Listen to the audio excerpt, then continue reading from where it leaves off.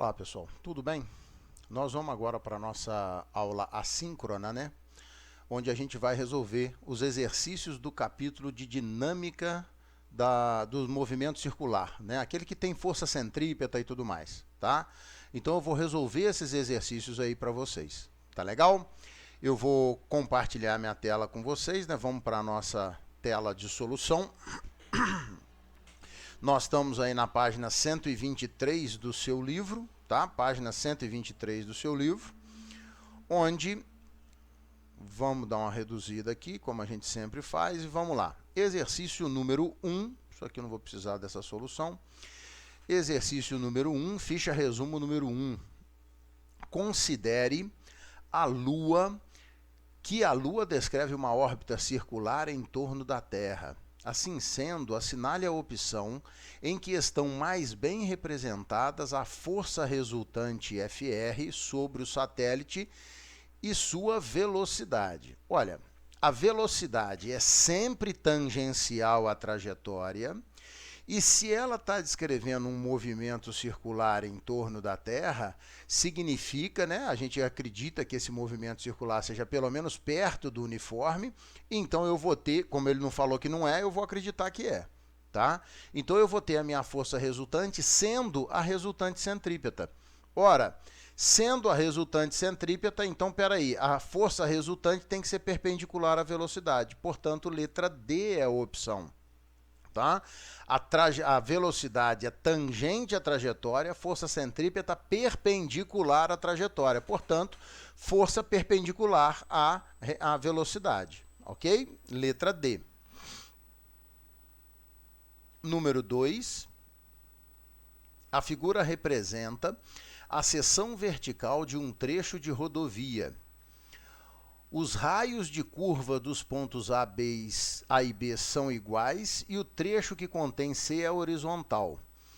Um automóvel percorre a rodovia com velocidade escalar constante, sempre a mesma velocidade, sendo NA, NB, NC a reação normal da rodovia sobre os carros nos pontos A, B e C, respectivamente, podemos afirmar que isso aqui é aquele estudo que a gente fez de força, lembra?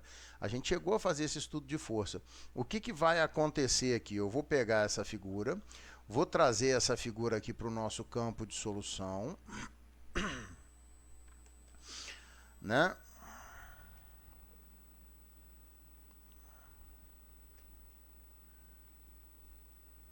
Não sei por que ela sumiu.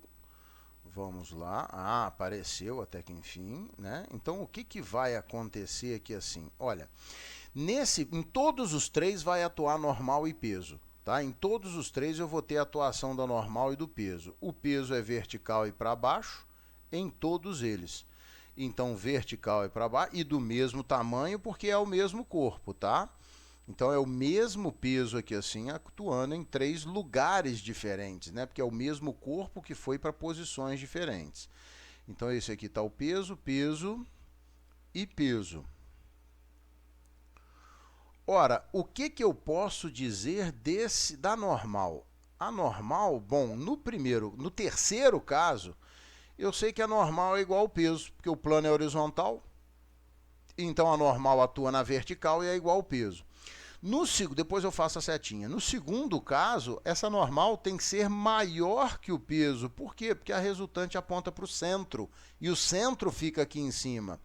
E no caso A, o centro fica para baixo, então a normal tem que ser pequenininha, porque senão a resultante não vai apontar para o centro. Então aqui eu tenho a normal do corpo A, aqui a normal no corpo, né, na situação B, e aqui eu vou ter a normal na situação C. Então, o que eu posso perceber? A A é menor que a C, que é menor que a B, ou a B é maior que a C, que é maior que a A. Né? Então, a minha ordem de solução aí vai ser basicamente essa. A normal B é a maior delas, a A é a menor, está errado, então normal B maior que a normal C, maior que a normal A. Letra B é a nossa opção correta. Letra B é que vai estar o certo aí. Tudo bem? Ok, deixa eu puxar esse cara aqui para baixo. Vamos lá. Vamos que vamos. 3. Durante uma apresentação da Esquadrilha da Fumaça, um dos aviões descreve uma trajetória circular representada na figura. Ao passar pelo ponto mais baixo da trajetória, igual o nosso ponto B anterior, né? A força que o assento do avião exerce sobre o piloto, a força que o assento exerce sobre o piloto é a força normal de apoio. Ela é igual ao peso? Não pode, ela precisa ser maior que o peso para eu ter uma resultante para cima, né? Para eu ter uma resultante apontando para o centro. Na hora que ele está na parte mais baixa, a resultante aponta para cima. Então, maior que o peso do piloto. Tá legal? Número 4, esse é gigante, né? Suponha que uma máquina de lavar e centrifugar roupa com cuba interna cilíndrica que gira em torno de um eixo vertical. Um observador externo à máquina, cujo referencial está fixo no solo, acompanha o processo pelo visor da tampa e vê a roupa grudada em um ponto da cuba interna, que gira com velocidade angular constante. Na hora que você põe o centrifugar, né, a roupa agarra na parte de fora. Se estivesse no interior da máquina, situado sobre a peça de roupa sendo centrifugada, o observador veria essa peça em repouso, porque ele estaria rodando junto com ela, né? De acordo com a mecânica, para aplicar a segunda lei de Newton ao movimento da roupa no processo de centrifugação, cada observador deve inicialmente identificar o conjunto de forças que atua sobre ela. Beleza, tudo bem. Com base no texto anterior e nos conceitos da física, considere a seguinte afirmativa. Primeiro, o observador externo à máquina deverá considerar a força peso da roupa, apontada verticalmente para baixo, certo? A força de atrito entre a roupa e a cuba, apontada verticalmente para cima. Lembra do rotor? O caso da centrifugação é igualzinho do rotor. A tendência da roupa é escorregar para baixo, o atrito não deixa, mantém ela parada lá. Então tá certo. Apontada verticalmente para cima. E a força normal exercida pela cuba sobre a roupa apontada para o eixo da cuba, para o centro, denominada força centrípeta. A força normal vai ser a resultante centrípeta, a primeira é verdadeira. A afirmação é verdadeira. 2. Um observador que estivesse situado sobre a peça de roupa sendo centrifugada deveria considerar o peso da roupa, apontada verticalmente para baixo, a força de atrito entre a roupa e a cuba apontada verticalmente para cima, a força normal exercida pela cuba sobre a roupa apontada para o eixo da cuba e também uma força exercida pela roupa sobre a cuba apontada para fora desta, denominada força centrífuga, necessária para explicar o repouso da roupa. Ele está num referencial que está em movimento circular. Tá? Então, ele está em um movimento, ele está dentro lá. Então, realmente, para ele se estar parado, tem que ter equilíbrio. Se está em equilíbrio, peraí, tem alguém puxando para dentro e alguém puxando para fora. Então, certa afirmação. Tá? Essa força, mas nota que, olha só, ele só apareceu a força centrífuga porque ele está lá dentro. Ele está lá dentro. Se ele não estiver lá dentro, ela não aparece. Tá ok? A força centrífuga é característica de referencial não inercial. Quer dizer, por que ele é não inercial?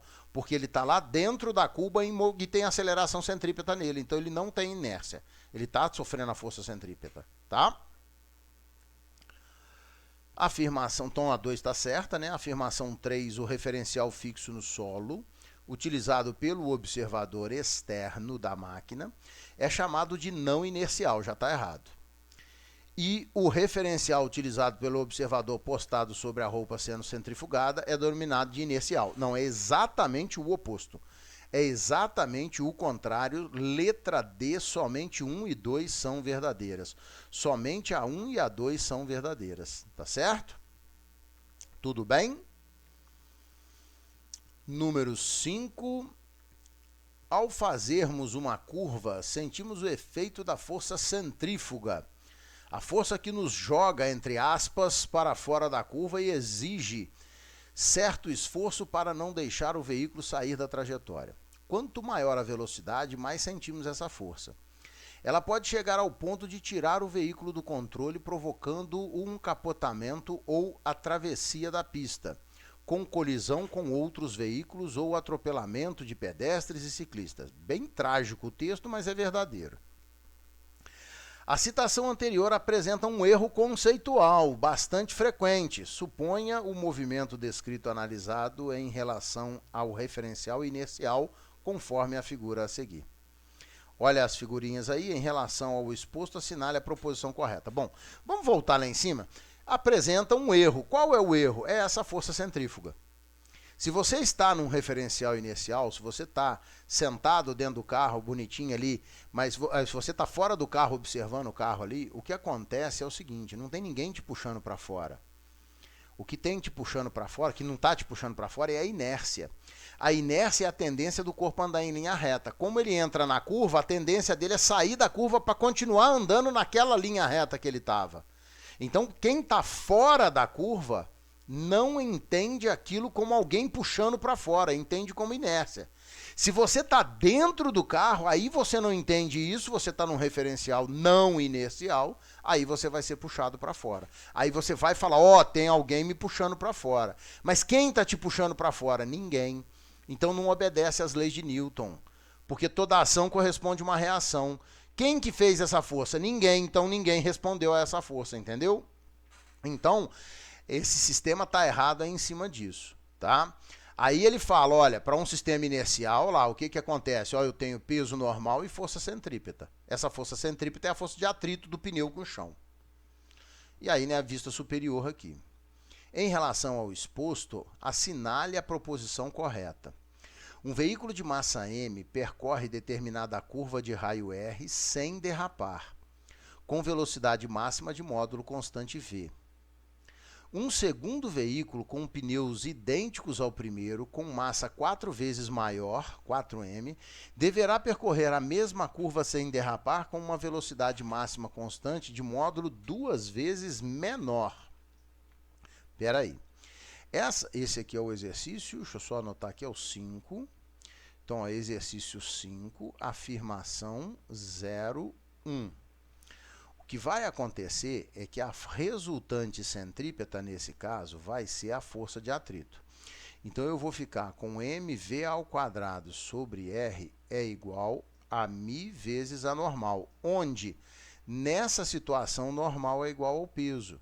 Então, eu vou ficar com mv ao quadrado sobre r é igual a μ vezes m vezes g, pois a normal é igual ao peso, e o peso é igual a massa vezes gravidade. Olha o que acontece com a massa. Daí eu fico, então, com v ao quadrado é igual a μ vezes r vezes g. Espera aí. A velocidade depende do coeficiente de atrito, do raio da curva e da gravidade. Não depende da massa do corpo. O fato do corpo ter uma massa maior ou menor, o problema é dele. Ele vai ter que ter a mesma velocidade, porque só depende do μ, do r e do g. Portanto, a primeira está errada. A primeira afirmação, então, está errada, tá? Vamos para a segunda afirmação. Um veículo descrevendo uma curva em uma estrada plana certamente estará sob a ação de uma força centrífuga, opondo-se à força de atrito entre os pneus e o chão. Não besteira.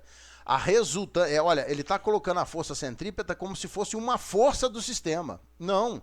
A força centrípeta é a resultante das forças que atuam no sistema. Neste caso, ela é a própria força de atrito. A normal vai anular com peso e o resultado vai ser a força de atrito. Portanto, o atrito é a força centrípeta, tá? Se o atrito deixar de atuar, o veículo será lançado rapidamente para fora da curva em virtude da força centrífuga. Nossa, tem tanta besteira que está até difícil de justificar. Beleza? Então, a 2 também está falsa. Vamos descer mais. Eu falei que a outra era gigante, né? Essa daí que é mais. E aí, vamos lá, então, a 4, afirmação 04. Como o veículo está em equilíbrio, atuam a força centrípeta para o centro da trajetória e a força centrífuga para fora da trajetória, com o mesmo modo, na mesma direção em sentido contrário. Essas forças constituem um para-ação e reação segundo a terceira lei de Newton. Bom, por onde você quer que eu comece a falar das besteiras que tem nesse negócio aí? Desde o 4 até o ponto que não tem ponto, né? Até o fato de não ter ponto, tá tudo errado. Tá tudo errado, tá? Eu já vou garantir aqui de uma vez, eu vou explicar. Espera aí, mas eu já vou garantir de uma vez. Olha, é um FI grande, vou fazer um F enorme aqui, porque só tem besteira.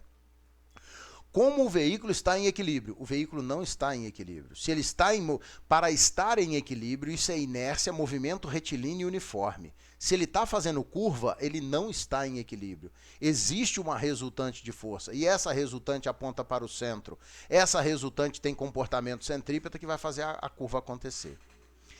Atuam a força centrípeta e a força centrífuga? Não. Atua a força centrípeta. Desculpa, a força centrífuga não existe nesse referencial. No referencial inercial não existe força centrífuga. Só vai existir força centrípeta. Tá certo? Então tá errado aí também. Com o mesmo modo, mesma direção e sentido. Aí vamos lá, para terminar a besteira final. Essas duas forças constituem para-ação e reação. A ação nunca atua no mesmo corpo que a reação. Ele está falando que as duas forças que não existem, a segunda força não existe, as duas estão atuando no mesmo corpo. Se atuam no mesmo corpo, não pode ser um para-ação e reação. Tá tudo errado, tá? Tá tudo errado. 8. Se o veículo percorrer uma curva executando uma trajetória circular como o módulo da velocidade constante, estará sujeito a uma aceleração. Se o veículo percorre uma curva executando uma trajetória circular com o módulo da velocidade constante, estará sujeito a uma aceleração. Aceleração centrípeta, até aí está certo. Pela segunda lei de Newton, essa aceleração é provocada pela resultante das forças que atuam sobre o veículo. Show de bola, certíssimo. E esta resultante vai se comportar como centrípeta. Como a força normal e o peso se anulam, a força resultante é a força centrípeta, que se origina do atrito entre o pneu e o chão. Linda, perfeita, cheirosa, maravilhosa. A 8 está verdadeira. A 8 está verdadeira, está correta. 16. Força é o resultado da interação entre dois ou mais corpos. Tudo bem. Pela terceira lei de Newton, se dois corpos A e B interagem, a força que A faz em B tem o mesmo módulo, a mesma direção em sentido contrário da força que B faz em A. Tudo bem, para-ação e reação. Até aí tudo perfeito. Logo, agora vamos ver. Não há força centrífuga atuando sobre o veículo, pois se o veículo corpo A é jogado para fora da curva, ele deveria ser atraído por outro corpo que naturalmente não existe. É aquilo que eu falei, as leis de Newton não valem quando o referencial é não inercial.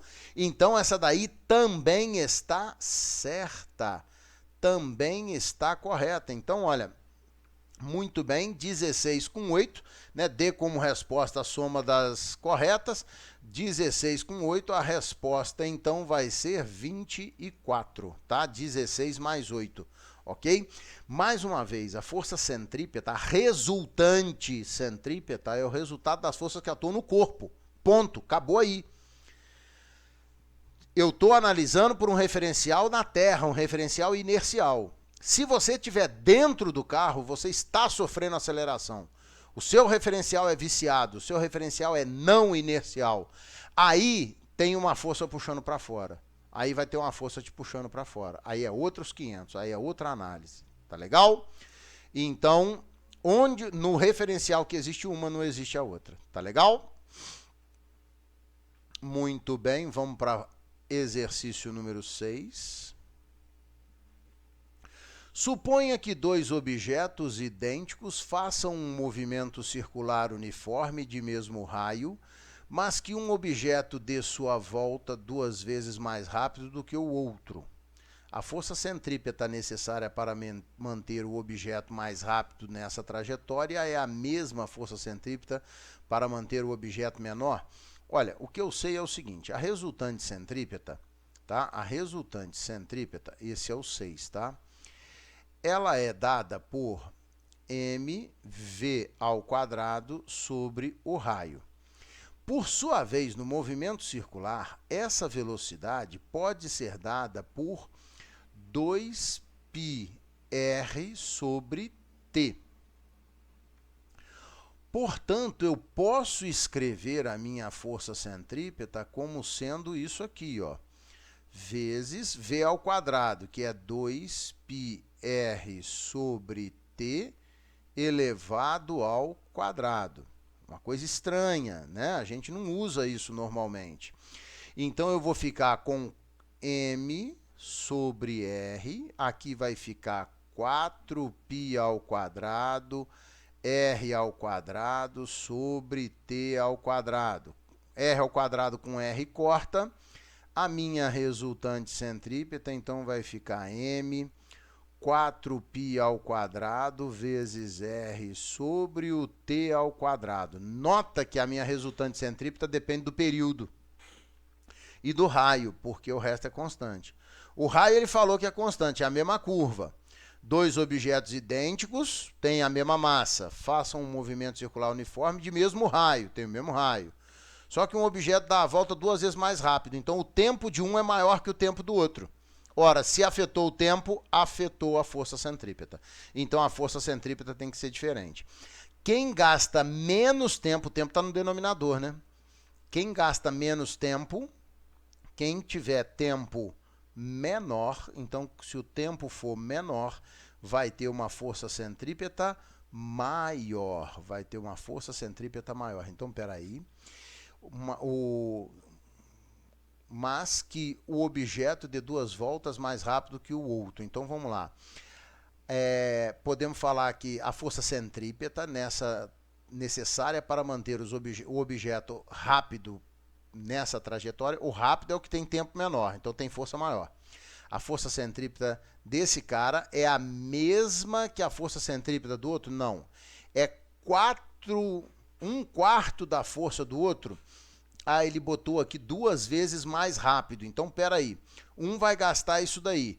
O outro vai ficar, então, com o quê? Olha, a força centrípeta do outro, né, linha, vai ficar, o numerador é igualzinho, m4πr ao quadrado r, isso, dividido por o mais rápido gastou um tempo t, o mais lento vai gastar um tempo 2t, elevado ao quadrado.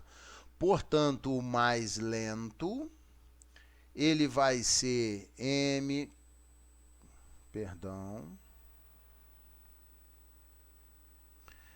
m4π ao quadrado r sobre 4t ao quadrado. Então, essa força centrípeta é a força centrípeta original dividido por 4, porque esse cara aqui, ó, é a força centrípeta original. Tá? Ele vai ser a força centrípeta original. Então, a força centrípeta do mais lento é 1/4 da do mais rápido. A do mais rápido é 4 vezes a do mais lento. A força centrípeta necessária para manter o mais rápido é 1/4, não, é 4 vezes. Então está aqui embaixo, que eu já achei ela aqui, ó, 4 vezes maior que a força centrípeta necessária para manter o mais lento. Então ele precisa de uma força centrípeta 4 vezes maior, porque ele vai gastar metade do tempo. Tudo bem? Deixa eu apagar. Vamos seguir em frente.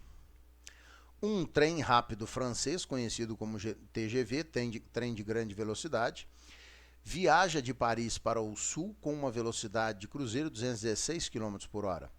A aceleração experimentada pelos passageiros, por razões de conforto e segurança, está limitada a 0,05 g. Qual é, então, o menor raio da curva para a ferrovia? Eu tenho... Opa, deixa eu só mudar de cor aqui. eu tenho aqui, então, a velocidade, 216 km por hora, já vou dividir por 3,6. 216 vai dar 60 metros por segundo. Porque olha só, 216 é o dobro de 108. 108 é 30, 216 vai ser 60 metros por segundo. A aceleração, que é a centrípeta, ela é 0,05 g, só que o g vale 10.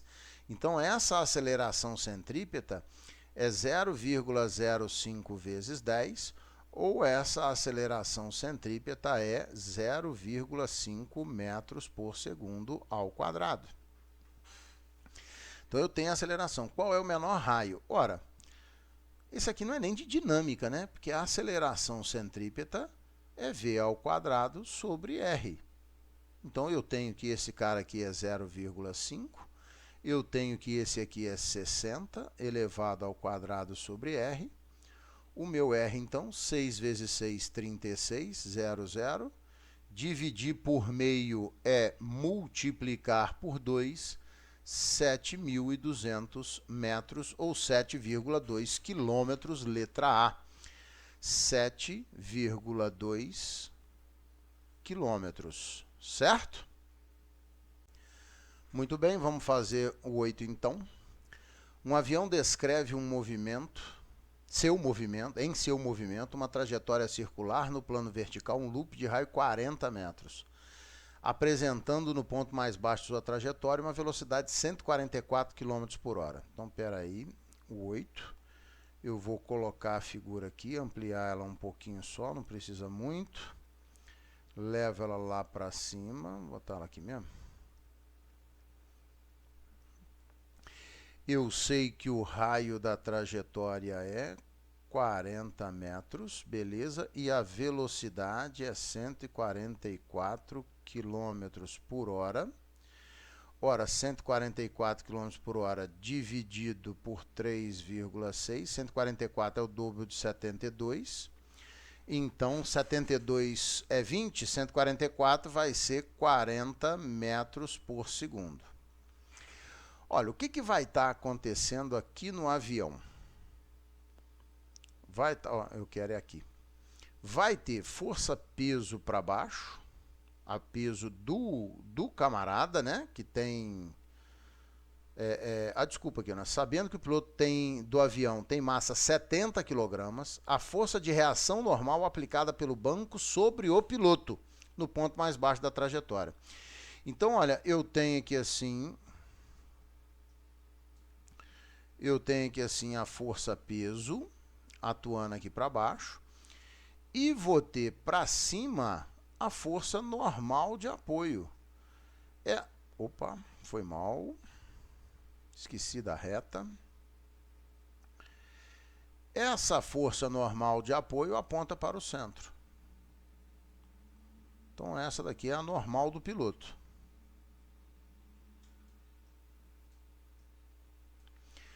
O que vai ser a minha resultante centrípeta? A resultante centrípeta é quem puxa para o centro menos quem puxa para fora. Ora, então eu vou ficar com resultante centrípeta mais peso é igual a normal. Eu quero essa normal. Então, ela vai ficar com mv ao quadrado sobre o raio mais m vezes g. Essa normal, então, vai ficar m, massa, cadê? 70 kg, vezes a velocidade ao quadrado sobre o raio, mais massa vezes a gravidade. 40 ao quadrado dividido por 40 vai dar o próprio 40 mesmo. Então, isso aqui vai dar 70 vezes 40 mais 70 vezes 10. Essa minha normal, então, 7 vezes 4, 28, mais 700. Nós vamos achar, então, 3.500 newtons. 3.500 newtons, letra C. 3.500 newtons, letra C. Tudo bem?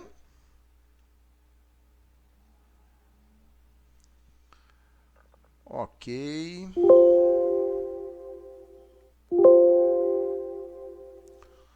Só um segundo.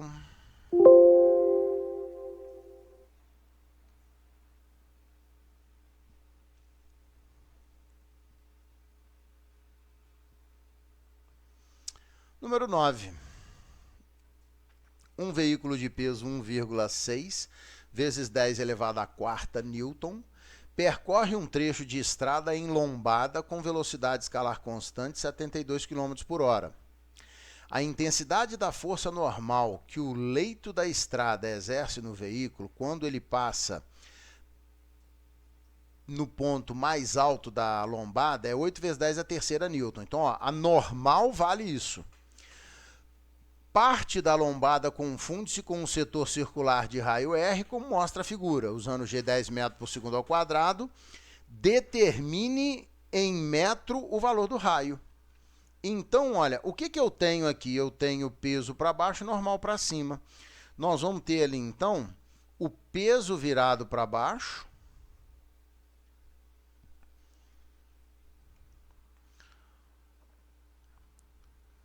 Então, vamos trazer aqui para cima. Então, o que vai estar acontecendo aqui? Nós vamos ter vertical e para baixo a força peso. Tá? O peso aqui assim está para baixo. E nós vamos ter para cima a força normal de apoio. Pequenininha ali.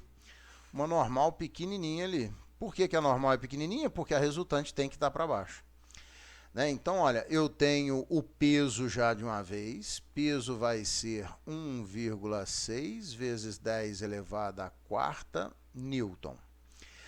A velocidade 72 km por hora. Já vou dividir por 3,6. Vou achar 20 metros por segundo. E ele falou que a normal vale 8 vezes 10 elevado à terceira newtons. Ora, eu vou precisar da massa, tá? Peso é massa vezes gravidade. Vamos lembrar isso aqui. Peso é igual a massa vezes a gravidade. A gravidade é 10, então para eu achar a massa, basta dividir o peso por 10. Portanto, a massa vai ser 1,6 vezes 10 à terceira quilogramas, tá? É só dividir por 10, quer dizer, tirar 1 do expoente aqui. Faz a continha se você está em dúvida. A resultante centrípeta é quem está para dentro menos quem está para fora. Então, eu tenho que mv ao quadrado sobre r, por isso eu precisava da massa, é igual ao peso menos a normal. Ora, aqui já tem outra pegada aqui também, que aqui está em 10 a terceira e aqui está em 10 a quarta. Então, olha, vamos devagar. 1,6 vezes 10 elevado à terceira vezes 20 ao quadrado sobre R. Isso aqui vai ser o peso 16 vezes 10 elevado à terceira menos 8 vezes 10 elevado à terceira. Nota que eu botei 16 vezes 10 à terceira ao invés de 1,6 vezes 10 à quarta. Para fazer essa subtração, eu tenho que botar os expoentes iguais, que aí eu ponho 10 à terceira em evidência, vai ficar 16 menos 8, tá? Então, aqui, ó, do lado de cá, continua 1,6 vezes 10 à terceira vezes 400 dividido por R. 16 menos 8 é 8 vezes 10 à terceira. Bom, 400 vezes 1,6, eu vou fazer 4 vezes 1,6. Tá? Não, vamos fazer o 400 vezes 1,6 mesmo, não tem problema não. 6 vezes 4, 24. Bom, 2, 1 vezes 4, 4 e 2, 6. Então, olha lá, 1,6 vezes 400 dá 640, vezes 10 elevado à terceira.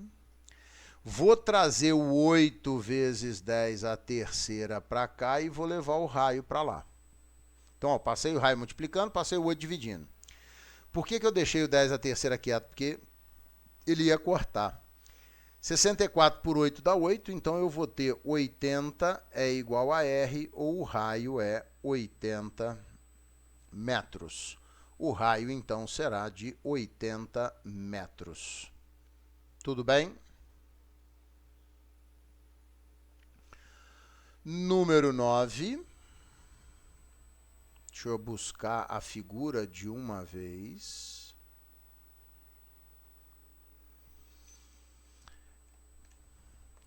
Vamos ampliá-la um pouquinho.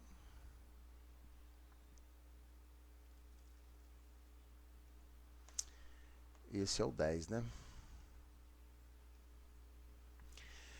A esfera representada no esquema a seguir tem massa 1 kg e, quando abandonada, movimenta-se segundo o arco de circunferência de raio 1 metro, devido ao fio preso no teto. Ao passar pelo ponto P, no instante em que o fio está na vertical, tem velocidade de 4 metros por segundo.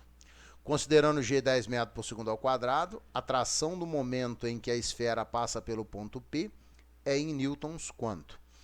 No ponto P, quais são as forças? Eu vou ter peso vertical e para baixo. Vou ter aqui assim, então, ó, o peso vertical e para baixo. E para cima nós vamos ter a tração, né? A tração vai estar aqui, ó, bem grandona. Por quê? Porque ela menos o peso é que vai dar a resultante centrípeta, né? Ela vai ser o ator principal aí que vai construir a resultante centrípeta, certo? Então, olha, eu sei que a massa é 1 kg, o raio é 1 metro,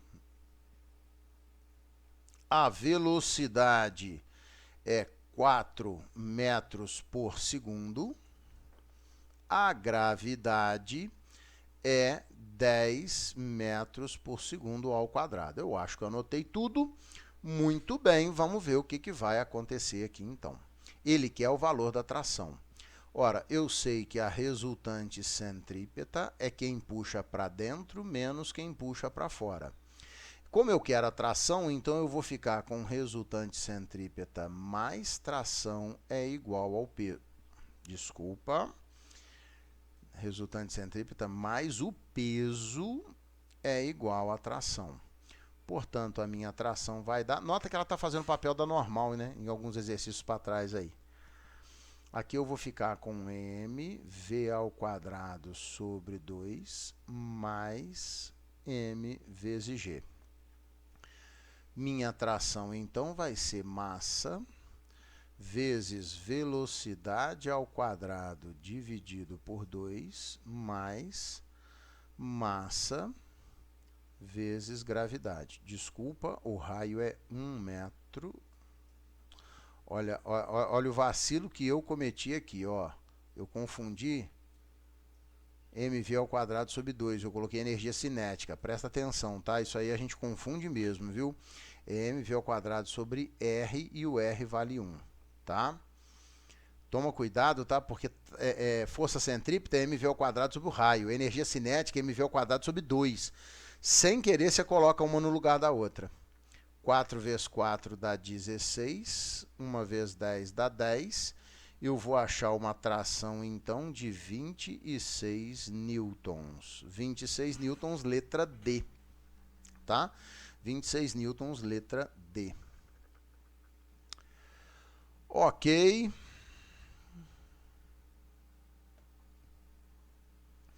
Já vou buscar a figura ali de outra vez.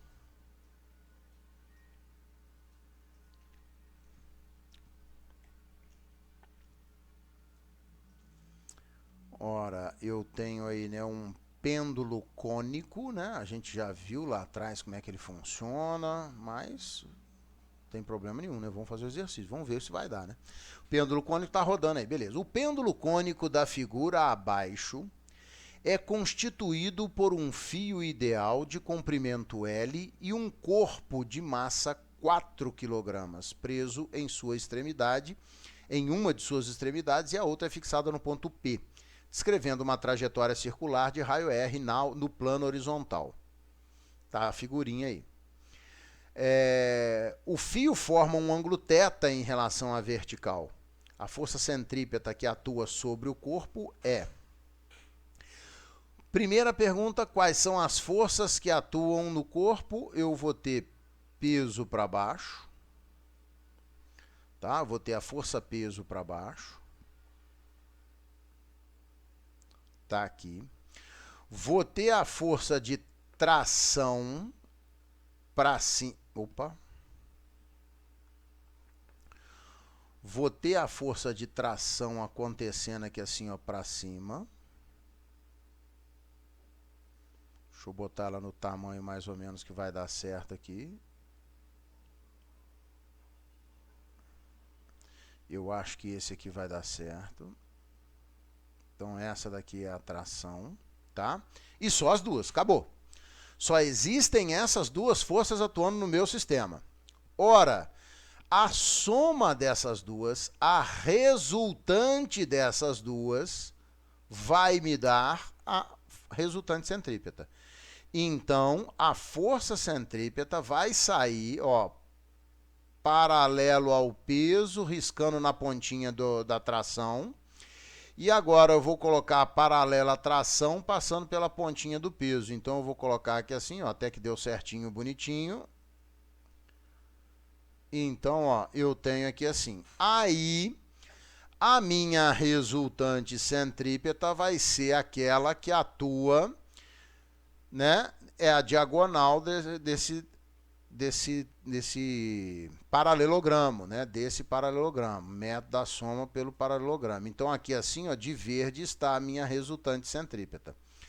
As forças que atuam, o verde não atua, tá? O verde é o resultado, é o valor da soma daquelas que atuam, ok?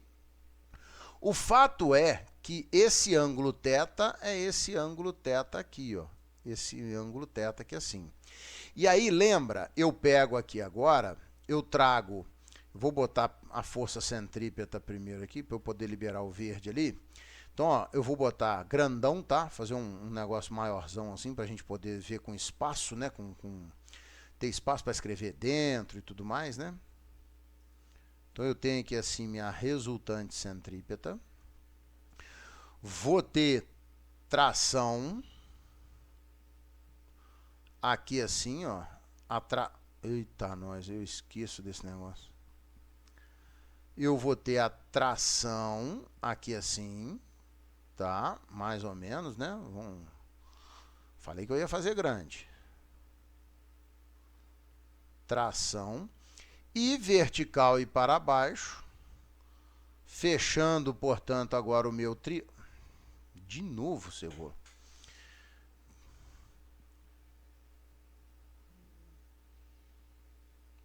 Aqui assim eu vou ter o peso.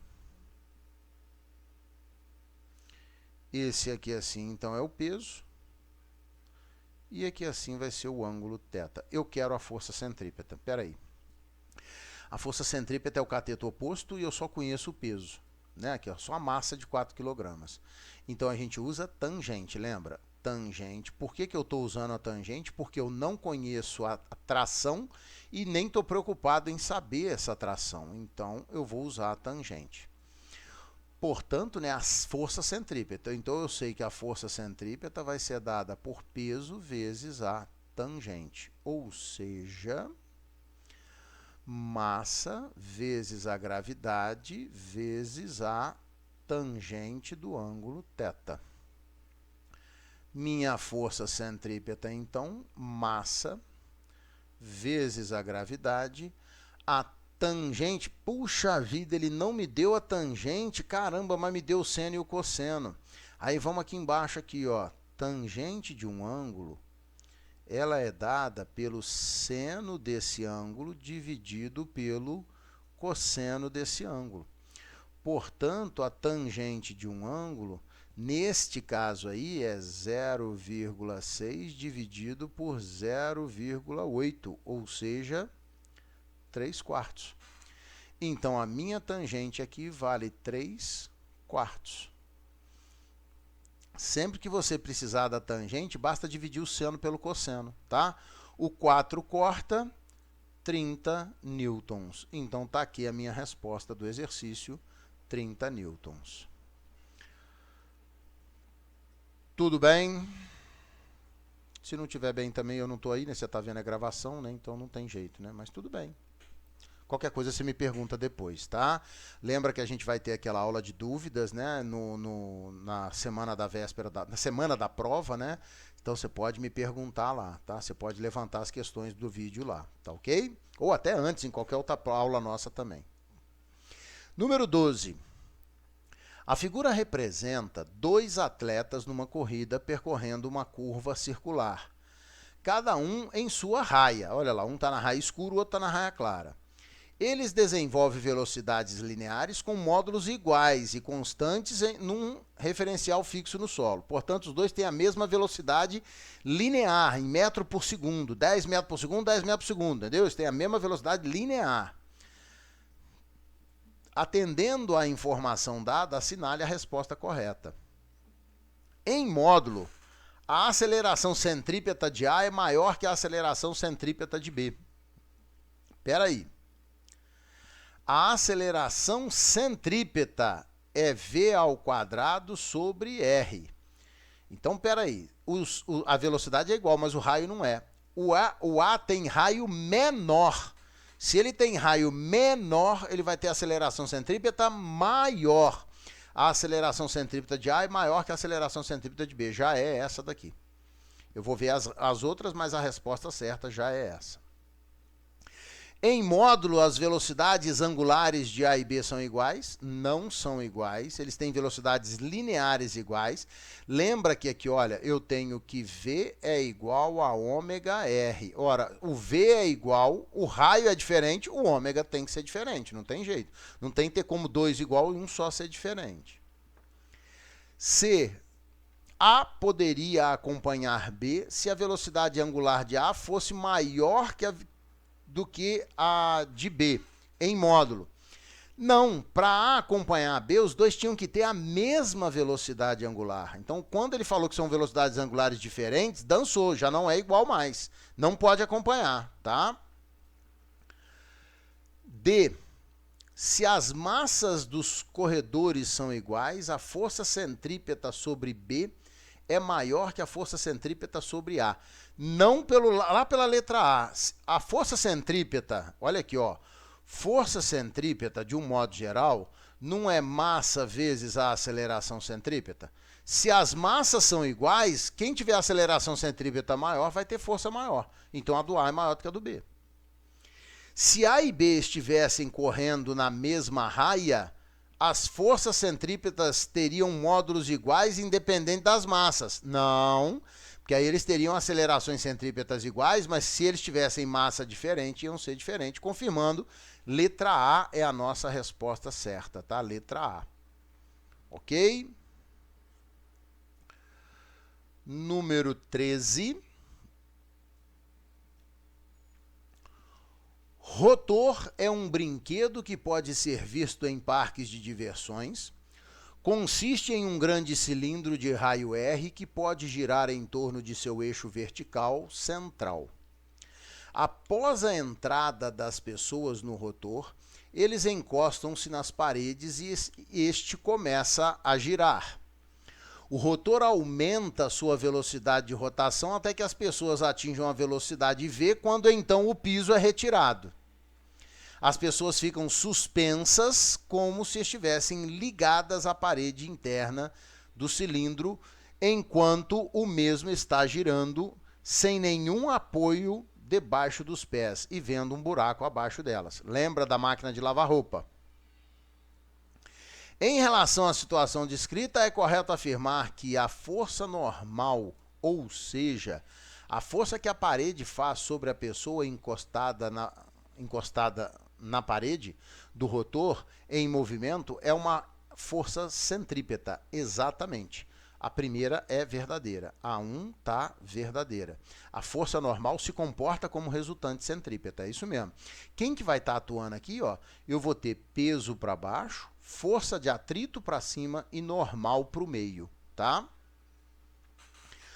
duas pessoas dentro do rotor, se duas pessoas dentro do rotor tivessem massas diferentes, aquela que tivesse maior massa será a que terá maior chance de deslizar e cair buraco abaixo em seus pés. Não. Errado. A 2 está falsa. Por quê? Porque eu tenho que a normal vai ser a minha resultante centrípeta. Então, eu vou ter que a normal vai ser... olha só, a minha normal ela vai ser mv ao quadrado sobre r. Uai, Cebola, então quem tiver a maior massa vai ser maior normal. Não, não é assim não.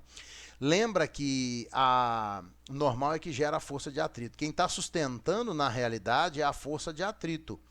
Força de atrito é igual ao peso, então eu vou ficar com μ vezes a normal é igual a m vezes g. Portanto, a normal vai ser m vezes g sobre o μ. Ora, substituindo aqui então, ó, eu vou ficar com m vezes g sobre o μ é igual a mv ao quadrado sobre r. A massa corta. Então, se a massa cortou, não tem nada a ver, tá? A massa não tem nada a ver, ok? O coeficiente de atrito estático entre a superfície do rotor e as roupas de cada pessoa dentro dele deve ser maior ou igual a GR sobre... Bom, tá na hora de continuar aqui, ó. GR sobre V ao quadrado. Quanto é que é o coeficiente de atrito? Ora, eu sei que G sobre μ é igual a V ao quadrado sobre R. Eu vou passar o R para cá, então vai ficar G vezes R sobre o V ao quadrado é igual ao μ.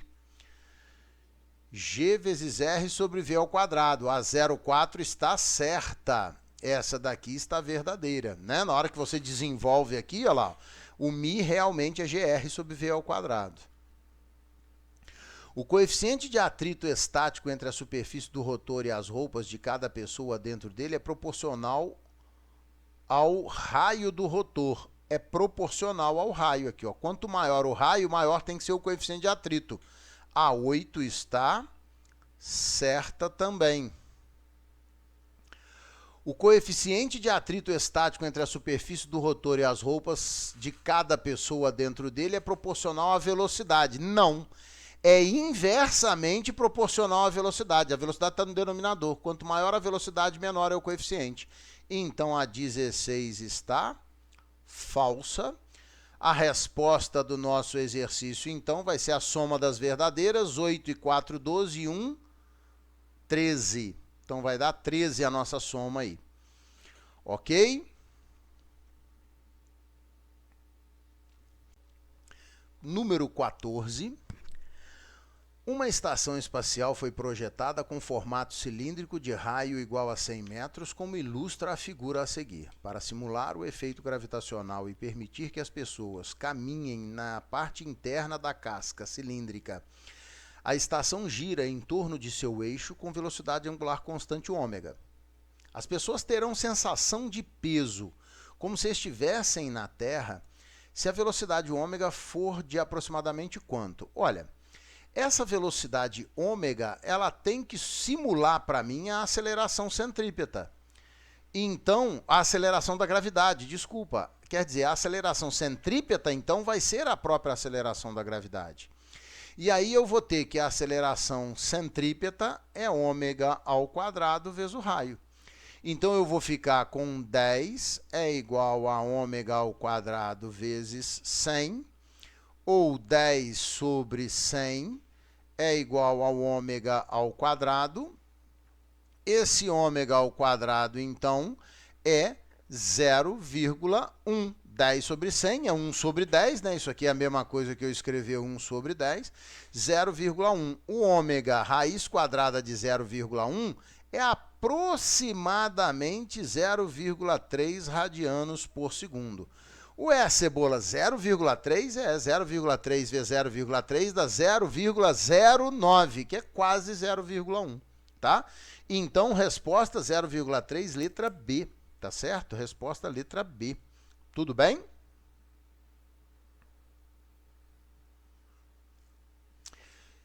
15.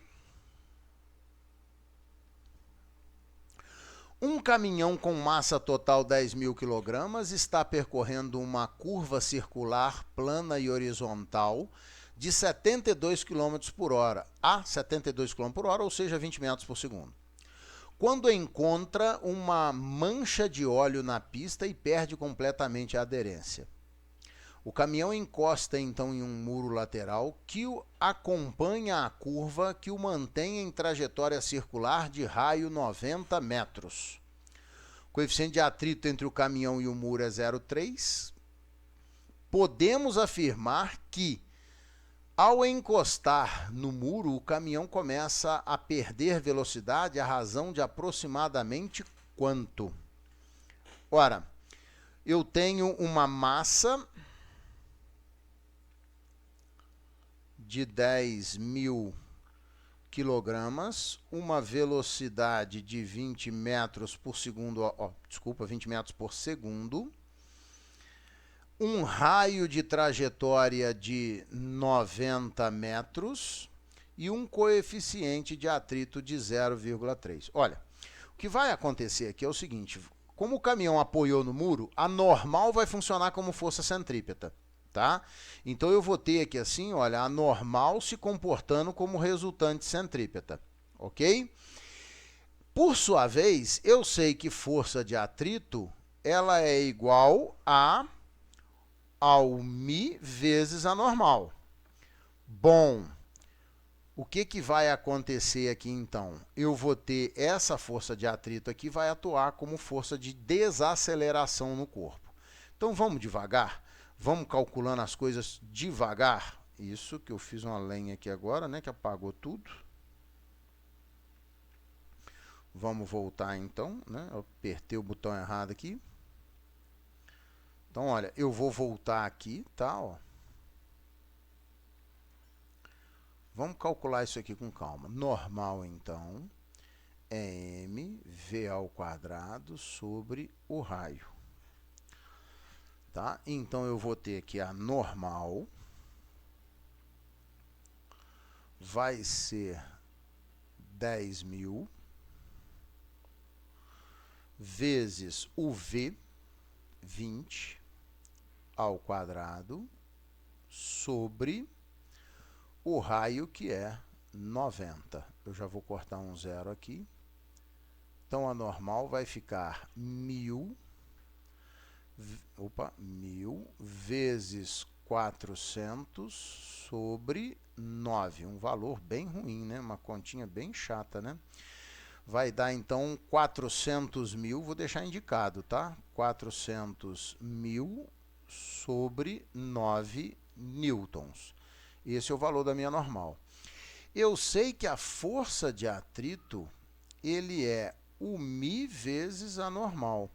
Essa força de atrito, então, vai ser o μ é 0,3 vezes 400.000. Lembra que é um caminhão de 10.000 toneladas, né? Então, quer dizer, os números têm que ser estranhos mesmo, tá?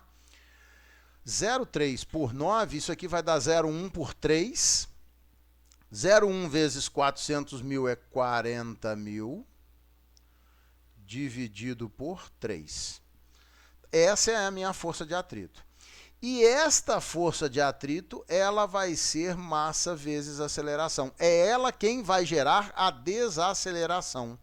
Então, eu vou ficar com 40.000 dividido por 3 é igual a 10.000 vezes A. 1, 2, 3, 4. 1, 2, 3, 4. Portanto, 4/3 é igual a A.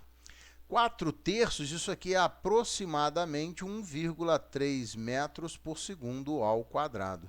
1,3 metros por segundo ao quadrado, letra B de bola, tá? Letra B de bola.